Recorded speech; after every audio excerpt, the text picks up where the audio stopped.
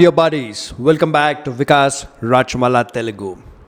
So ఇవాళ మనం ఏదైతే టాపిక్ మాట్లాడుకోబోతున్నామో అది చాలా మందికి చాలా కాంట్రవర్షియల్ టాపిక్లా అనిపించవచ్చు. ఏంది వికాస్ ఇట్లా మాట్లాడుతున్నావు అని అనిపించవచ్చు. కానీ మనం ఎప్పుడైతే లైఫ్ని ఒక మైక్రోస్కోప్తో చూస్తామో అప్పుడే లైఫ్ లోపల ఉన్న జబ్బులు ఏమైతే ఉన్నాయి అవి మనకు కనిపిస్తాయి. మైక్రోస్కోప్తో చూస్తే కనిపిస్తాయి కదా మైక్రో ఆర్గానిజమ్స్.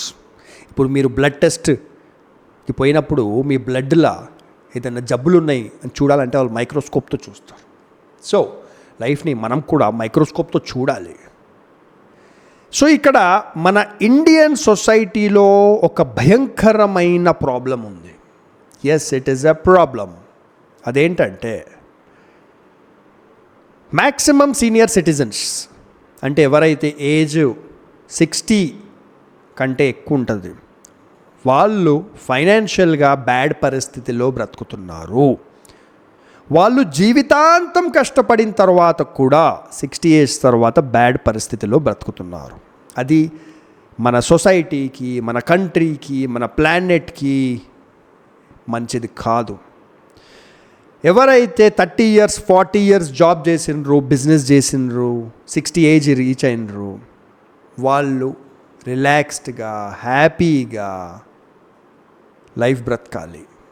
కానీ మన ఇండియన్ సొసైటీలో ఏమవుతుందంటే ఫాదర్ కావచ్చు, మదర్ కావచ్చు జీవితాంతం కష్టపడతారు. రిటైర్మెంట్ స్టేజ్కి వచ్చిన తర్వాత ఒక రిటైర్మెంట్ అమౌంట్ వచ్చిందనుకోండి, 20 లక్షలు, 50 లక్షలు, కోటి రూపాయలు, వాట్ ఎవర్, వాళ్ళు ఏ స్టేజ్లో రిటైర్ అవుతున్నారు, మేనేజర్లా రిటైర్ అవుతున్నారా, ఎలా రిటైర్ అవుతున్నారు, గవర్నమెంట్ జాబా, ప్రైవేట్ జాబా, వాట్ ఎవర్, ఆ రిటైర్మెంట్ అమౌంట్ తీసుకుంటారు.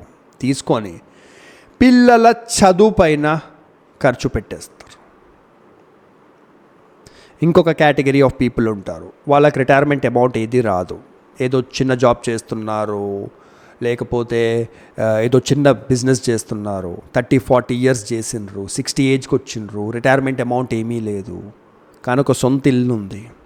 ఆ ఇల్లుని తాకట్టు పెట్టి ఇల్లు పైన బ్యాంక్ లోన్ తీసుకొని పిల్లల చదువు పైన డబ్బులు ఖర్చు పెట్టేస్తారు. ఇప్పుడు ఫస్ట్ థింగ్ మనం ఒకటి గుర్తుపెట్టుకోవాలి, పిల్లలు 18 ఏజ్ దాటిన తర్వాత వాళ్ళు మీ పిల్లలు కాదు, వాళ్ళు అడల్ట్స్. వాళ్ళ సొంత డెసిషన్ తీసుకునే లీగల్ హక్కు వాళ్ళకు ఉన్నది. కరెక్ట్ ఉన్నప్పుడు వాళ్ళు మీ పైన యాక్చువల్గా డిపెండ్ కావద్దు. మంచి అభివృద్ధి చెందిన కంట్రీస్, మంచి డెవలప్డ్ నేషన్స్ ఏవేవైతే ఉన్నాయి అవిట్లో 99% పిల్లలు 18 ఏజ్ తర్వాత, యాక్చువల్లీ 16 ఏజ్ తర్వాతనే పార్ట్ టైం జాబ్స్ ఇవి అవి చేసుకొని డబ్బులు జమ చేసి వాళ్లకు మంచి డిగ్రీలు చదివేది ఉందంటే దానికి డబ్బులు కట్టుకుంటారు డిగ్రీలకి, పేరెంట్స్ పైన డిపెండ్ కారు. ఇండియన్ సొసైటీలోనే ఈ రోగం ఉన్నది. పేరెంట్స్ పైన డిపెండ్ అయ్యి పేరెంట్స్తో లక్షల రూపాయలు, 5 లక్షలు, 10 లక్షలు, 50 లక్షలు వాళ్ళ చదువుకి కట్టిపించుకుంటారు ఇండియన్ చిల్డ్రన్. సో ఇప్పుడు నిజంగానే పేరెంట్స్ దగ్గర చాలా డబ్బు ఉంది, పేరెంట్స్ కోటీశ్వరులు, 10 కోట్ల ఆస్తి ఉంది, అప్పుడు ఒక 20-30 లక్షలు పెట్టిర్రు, 50 లక్షలు పెట్టిర్రు పేరెంట్స్ పిల్లల చదువు పైన అంటే that is okay, we can understand. అప్పుడు అలాంటి పిల్లలు కూడా పేరెంట్స్ దగ్గరికి డబ్బులు తీసుకున్నారు అంటే వీ కెన్ అండర్స్టాండ్. ఎందుకంటే అలాంటి పేరెంట్స్కి ఫైనాన్షియల్గా కష్టాలు ఉండవు ఒక 50 లక్షలు పిల్లలకి ఇచ్చిన తర్వాత కూడా. కానీ ఎవరైతే పిల్లలు పేరెంట్స్ దగ్గర ఉన్న ఒక్క సొంత ఇల్లు కూడా తాకట్టు పెట్టించి దానిపైన లోన్లు తీసుకొని వాళ్ళ చదువు గురించి పెట్టిస్తున్నారు కదా, ఆనెస్ట్గా వాళ్లకు సిగ్గు లేదు. Shameless people. అరే, మీ పేరెంట్స్ జీవితాంతం కష్టపడి సొంతింట్లో రిటైర్మెంట్ టైంలో పీస్ఫుల్గా ఉండాలని అనుకుంటున్నారు, కానీ మీరు ఆ సొంత ఇల్లుని తాకట్టు పెట్టించి మీ చదువుకి యూజ్ చేస్తున్నారు డబ్బు. ఓకే, వాళ్ళ రిటైర్మెంట్ అమౌంట్ తీసుకొని మీ చదువుకి యూజ్ చేస్తున్నారు డబ్బు. గాడ్ సరేలే, ఇప్పుడు నేను ఇంత చెప్పిన ఇండియన్ పేరెంట్స్ పిల్లలకి అంత రిస్క్ తీసుకొని వాళ్ళ సొంత లైఫ్ రిటైర్మెంట్లో పాడు చేసుకొని కూడా డబ్బులు ఇస్తూనే ఉంటారు. నేను ఇంత చెప్పిన తర్వాత కూడా ఆపరు. ఇప్పుడు ఏమంటారంటే, వికాస్ మళ్ళీ మా పిల్లలు ఎలా చదువుకోవాలి, వాళ్ళు ఎలా బాగుపడాలి, వాళ్ళ ఫ్యూచర్ ఏంటి అంటారు. మేము నాశనం అయిపోయినా ఓకే, మేము 60 to 80 ఏజ్ దాకా దరిద్రమైన జీవితం బ్రతికినా ఓకే, మేము రిటైర్మెంట్ ఏజ్లో రెంటింట్లో బతికినా ఓకే, కానీ మా పిల్లలు బాగుపడాలి, మా పిల్లలు మంచి చదువులు చదవాలి అంటారు. ఫైన్, ఓకే, పెట్టండి రా బాబు, మీ పిల్లలకి డబ్బులు పెట్టండి.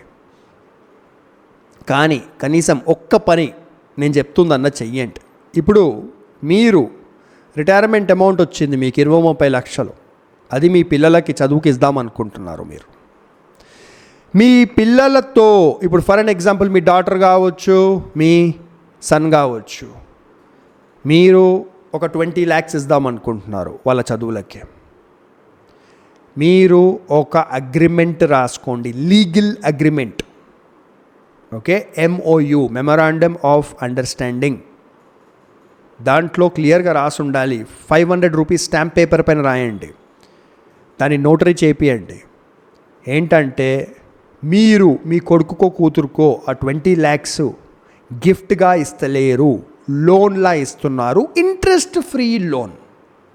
ఓకే, సో వాళ్ళు ఇంజనీరింగు, మెడిసిన్, ఏదో ఒక చదివిన తర్వాత వాళ్ళు జాబ్ ఎక్కగానే ఇంట్రెస్ట్ మీరు తీసుకోకండి, కానీ జాబ్ ఎక్కగానే చిన్న చిన్న ఇన్స్టాల్మెంట్స్లో, అంటే వాళ్ళ శాలరీ ఎంత ఉంటుంది దాంట్లోకేని 30%, 40%, 50% of the amount every month మీకు ఈఎంఐలా ఇచ్చేయాలి.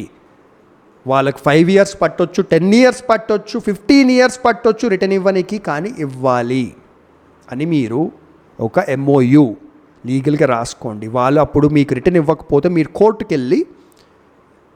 కోర్టుకేని ఆర్డర్ తీసుకోవచ్చు లీగల్గా, మీ పిల్లలు ఆ లోన్ డబ్బులు రిటర్న్ ఇస్తలేరు అని. మీరు అంటారు, ఏంది మా పిల్లలకి లోన్ ఇవ్వాలన్నా? అరే, ఇంట్రెస్ట్ ఫ్రీ లోన్ ఇవ్వండి బై. మీ జీవితాలు నాశనం చేసుకునే అంత ఇంట్రెస్టే ఉందా మీకు? ఇంట్రెస్ట్ ఫ్రీ లోన్ ఇవ్వండి పిల్లలకి, అసలు ప్రిన్సిపల్ రిటర్న్ తీసుకోండి.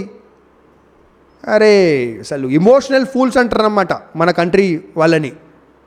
అరే ఇంద్రాబాయ్, నాకు ఇంత మంచి మాటలు చెప్తుంటే కూడా, ఇప్పుడు బయట కంట్రీలల్లో పిల్లలు ఎడ్యుకేషన్ లోన్ తీసుకొని సొంతంగా వాళ్ళ పేరు పైన ఉంటుంది ఎడ్యుకేషన్ లోను. ఓకే, వాళ్ళే కట్టుకుంటారు return education loan with interest. మీరు ఇంట్రెస్ట్ ఫ్రీ లోన్ ఇవ్వండి మీ పిల్లలకి, ప్రిన్సిపల్ రిటర్న్ తీసుకోండి. ఓకే, ఇల్లు అయితే తాకట్టు పెట్టకండి, ఏమైనా పెట్టకండి. ఎందుకంటే ఇప్పుడు మీరు ఇంట్రెస్ట్ ఫ్రీ లోన్ 20 లక్షలు ఇచ్చిర్రనుకో మీ కొడుకుకో కూతురుకో, రేపటి దినం వాళ్ళు రిటర్న్ కట్టకపోయినా కనీసం ఒకవేళ మీకు సొంత ఇల్లు ఉంటే, చిన్న ఇల్లు సింగిల్ బెడ్రూమ్ది ఉన్నా, మీరు ఆ ఇంట్లో ఉండి బ్రతకొచ్చు. 20 లక్షలు మీ కొడుకు కూతురు రిటర్న్ రేపు ఇవ్వలేదనుకో ఫర్ అన్ ఎగ్జాంపుల్, అఫ్కోర్స్ మీరు లీగల్గా వెళ్ళొచ్చు, కానీ వాళ్ళకు ఉద్యోగమే దొరకలేదనుకో ఫర్ అన్ ఎగ్జాంపుల్. ఓకే, వాళ్ళు రిటర్న్ కట్టలేకపోతున్నారు, అప్పుడు 20 లక్షలు పోతాయి. కానీ కనీసం మీ సొంత ఇల్లు అయితే ఉంటుంది, రేషన్ బియ్యం అన్న తెచ్చుకొని బ్రతకొచ్చు మీరు తిని. కానీ సొంత ఇల్లు లేకపోతే ఎట్లా బ్రతుకుతారు? ఈ అంత సీనియర్ ఏజ్లో పోయి రెంటుకుంటారా బయట మీరు? సో ఇది ఆల్ రైట్. పిల్లల దిక్కు ఓవర్ ఇమోషనల్ అయిపోకండి. పిల్లలు 18 ఏజ్ తర్వాత వాళ్ళు ఇండివిజువల్స్, వాళ్ళు అడల్ట్స్, వాళ్ళ లైఫ్ డిసిషన్ వాళ్ళని తీసుకొనియండి.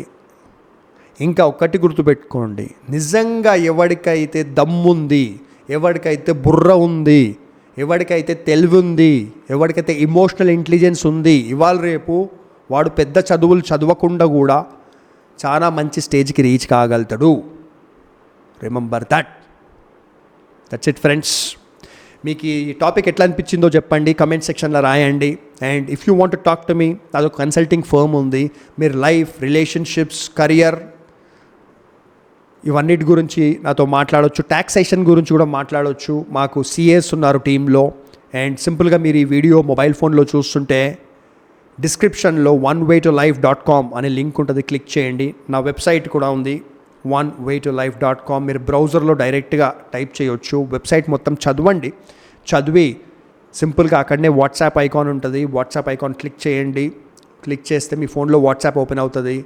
అక్కడ హాయ్ వికాస్ అని టైప్ చేయండి. నేనే మీకు రిప్లై చేస్తాను. మనం ఒక కాల్ షెడ్యూల్ చేసుకుందాము. నేను డైలీ ఒకటే కన్సల్టేషన్ కాల్ తీసుకుంటాను. జనరల్గా ఈవినింగ్ ఆర్ నైట్ టైంలో తీసుకుంటాను. Take care, bye.